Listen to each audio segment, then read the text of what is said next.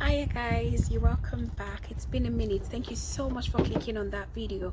To my existing subscribers, thanks so much again. And are you new to this channel? Thank you so much for clicking on that video. So today we're going to be discussing something very sensitive, and it's about COVID-19 and this new treatment discovery in the United Kingdom, that's dexamethasone. And we're very glad, we're very happy. It was announced yesterday, but then there is something that has just been bothering me, and I've been thinking about it. But then lo and behold, I found somebody on Instagram this afternoon talk about it, and I went, "Ooh, great minds think alike." So I'm happy somebody has talked about it, and it's the fact that as people from Black and minority ethnic group, we all know that even though this virus doesn't discriminate, we've been disproportionately affected by this virus, and it really does bother us. Also, the trial was done and we're told the results. Nobody mentioned if it was done on Caucasians or on Black people or on, we don't have these details yet. If we look at, right, this medication is highly beneficial, but in a country like UK, they've got a very good healthcare system. But places where medications are abused and are easily and funnily accessible, it will do more harm than good. So if you can, please talk to your brother, talk to your sister, talk to your uncle, talk to somebody, keep on passing it on that way, and let them know that yes, indeed, the UK has announced the cure. But to start with, the cure is for severely ill patients in the hospital on ventilator or oxygen. It is not just for anybody presenting with simple coronavirus symptoms that are stable, if you get what I mean. So please educate them and tell them that our immune system is not built to misuse drugs like that. And some people have got ulcer, you've got ulcerative colitis, you've got things that combined with this medication will complicate things for you, and we're not taking it serious. So that is why I've made this video. Primaries, please, let's share just for the sole purpose of education. Tell them to read more about it. You yourself read more about it so you can have something to say to buttress what I've said, and we can kickstart and let it roll like a snowball till it reaches our government or reaches somebody that can help us regulate this thing or discourage them from using it if there will be no proper monitoring. Please, I mean, somebody like me from Nigeria, we have access to medications over the counter, and or like here where if you want to get dexamethasone, it has to be prescribed and all of that. Like you would find it's going all around Twitter, all around Facebook, all around Instagram in Nigeria already about this new discovery, and everybody's happy.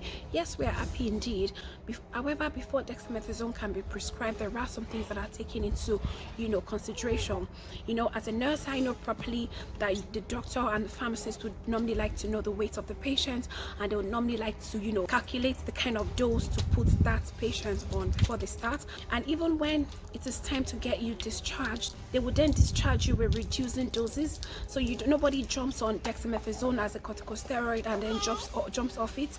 There is a way we do the reduction before you eventually stop having it, because it is a non-steroidal anti-inflammatory drug as well as an immunosuppressant.